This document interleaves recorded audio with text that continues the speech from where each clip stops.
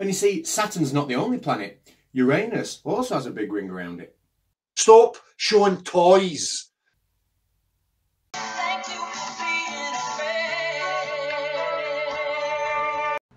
Let's talk about gravity, because gravity is the biggest obstacle I think we have to overcome. Yeah, so today we're going to be having a look at this guy. He's called Nathan Thompson. He doesn't believe gravity's real. Is he mentally ill?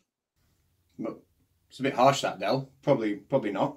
Is he confused? Or Yeah, he's probably confused. I'm going to move on with this. is he just a barefaced liar? Well, that's not something I could say, no. Anyway, before we get to that, Shed Rage High.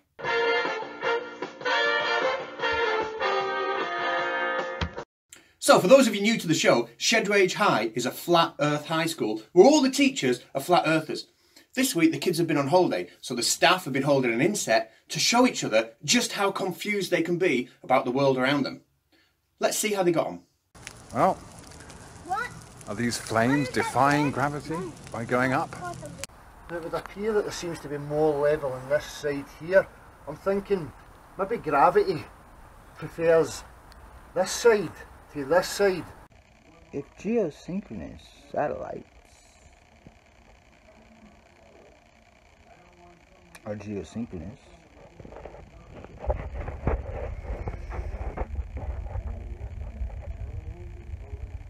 how?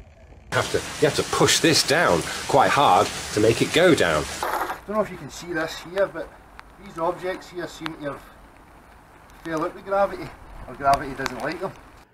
If a rocket, a small rocket,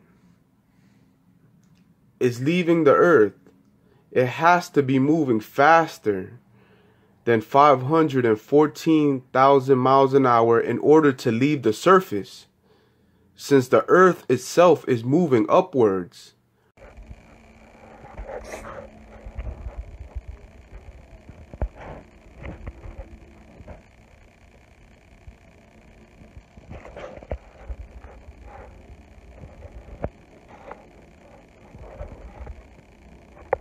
Now, if you don't understand this, you should get your brain checked out and see if there's something wrong with you.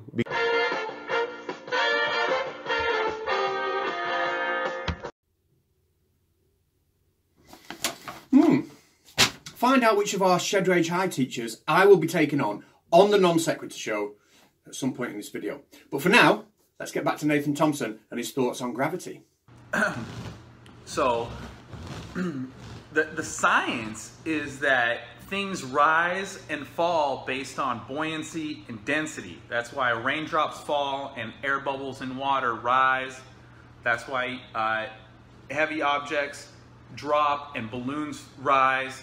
Well, I'm not sure that's the full explanation, but obviously density is important. And as he says, heavy objects do fall. You better not be dropping things again. Sorry, love. And balloons will rise. You're no clever, you're no intelligent, you're just a lying sack of shit. Come on, man.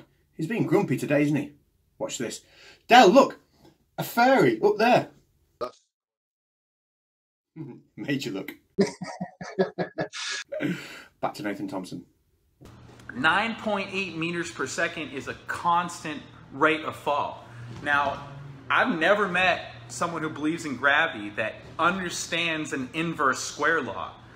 How ironic. Here's the equation for the force exerted between two masses due to gravity. Now, force equals mass times acceleration. If we get rid of this mass here, this gives us our acceleration, which we know as 9.81. Now, it does obey the inverse square law. We see that the distance between the centre of masses of those two objects, we square in the equation. What that means is, if something gets twice as far away, then the gravitational force will be 4 times less. If it's 10 times further away, it'll be 100 times less. Crack on, Nathan. Now, what an inverse square law states is that the closer an object gets to Earth, the stronger the gravitational force should be. So, and it's not slightly stronger, we're talking exponentially stronger. So now, there is a massive misconception some people have, and by some people, I mean idiots, about acceleration and the inverse square law. Some people think that an object dropped from 1 mile high in the sky will actually have 4 times the acceleration of an object dropped 2 miles high in the sky, because after all, it's twice as close to the ground. What they're not realising is that in the equation, this is the distance to the centre of the Earth. It's the radius of the Earth, which is this. So if I'm 1 mile high, this is the number I need to be using in my equation. If I'm 2 miles high, this is the number I need to be using in my equation. This is not twice as big as that. And in fact, if I plug them into the equation, the difference is so small, they all round to 9.8 metres per second squared. But I'm sure Nathan won't have that misconception. Surely, he's researched this, hasn't he? So exponentially stronger. So an object 2 miles away from Earth, once it gets to 1 mile from Earth, it shouldn't be twice as strong, the gravitational force. It should be 4 times as strong, the gravitational. And then you get to a half mile, and you're talking about 8 times stronger. Seriously, Nathan, I've just explained that. These fucking morons, honestly. They fall, and they continue to fall, and they continue accelerating until they reach terminal velocity, okay? So explain to me how things are magically attracted to Earth and getting exponentially stronger of a gravitational force if all objects fall at 9.8 meters per second until they reach terminal velocity, then they stop accelerating. And then they just fall at the constant rate. I shouldn't be explaining this to an adult. As we've already said, the acceleration pulling an object down is pretty much constant. However, what's not constant is the air resistance. Now, the faster you get, the more friction, the more air resistance builds up. And how fast you accelerate is dependent on the resultant force. In other words, one of them has to be bigger than the other to cause an acceleration. When the air resistance gets as big as the force pulling you down, your weight, then there's no more acceleration, terminal velocity. So as things leave the equator, the centrifugal force decreases, and objects should get heavier the closer they are to the poles. Nobody witnesses that. And they do, about 0.35% heavier. Del, I'm getting tired with this guy. Can you teach him everything you know about gravity, please?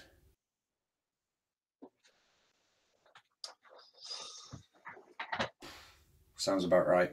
Crack on, Nathan. On top of that, mass attracting mass has never been proven. Cavendish. Yeah, so I broke it down, guys. Centrifugal force debunks gravity.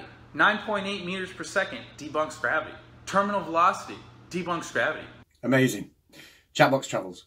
Down at the bottom of the among the birds and the leaves.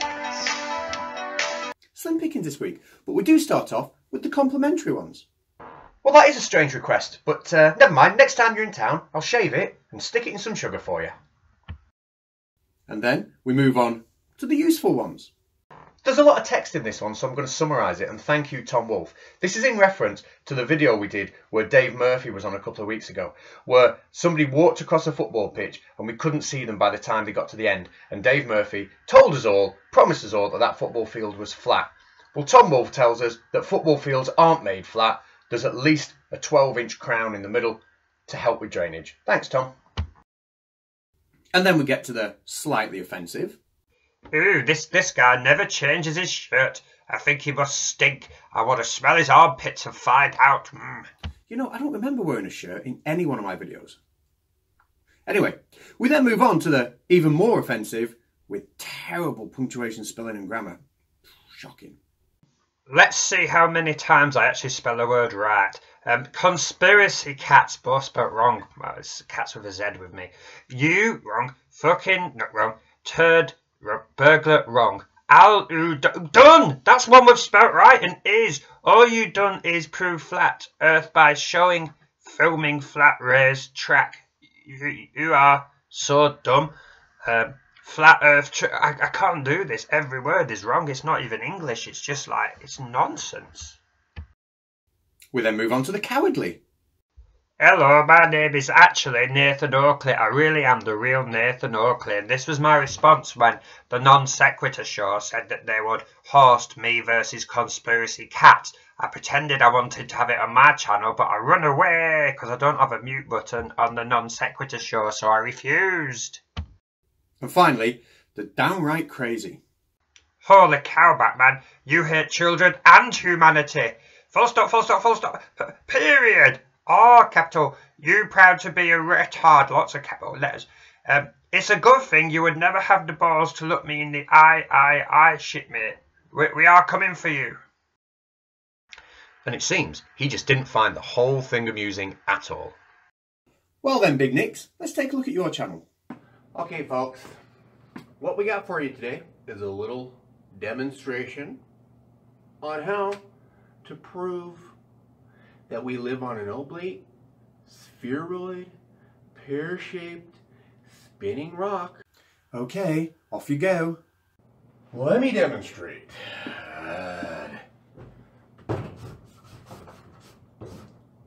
Should be interesting.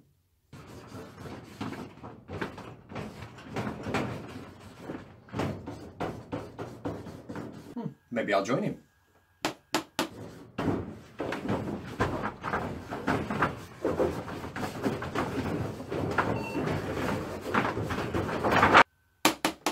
It's getting angrier.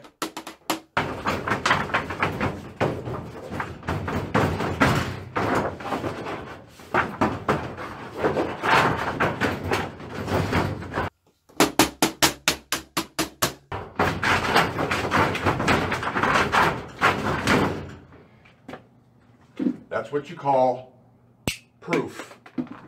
Definitely. See you next Tuesday. Bet you thought I'd forgotten. Recently, I've been in touch or email contact with Kyle from the Non Sequitur Show. He was happy to host me and Nathan Oakley in a debate. Now, Nathan Oakley didn't want any part of it. But we have found somebody who does. Are you ready? If geosynchronous satellites are geosynchronous,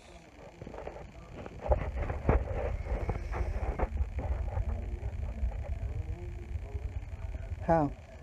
That's right. Flat out hero. I've agreed. He's agreed. I'll let you know the date on Tuesday. Take care.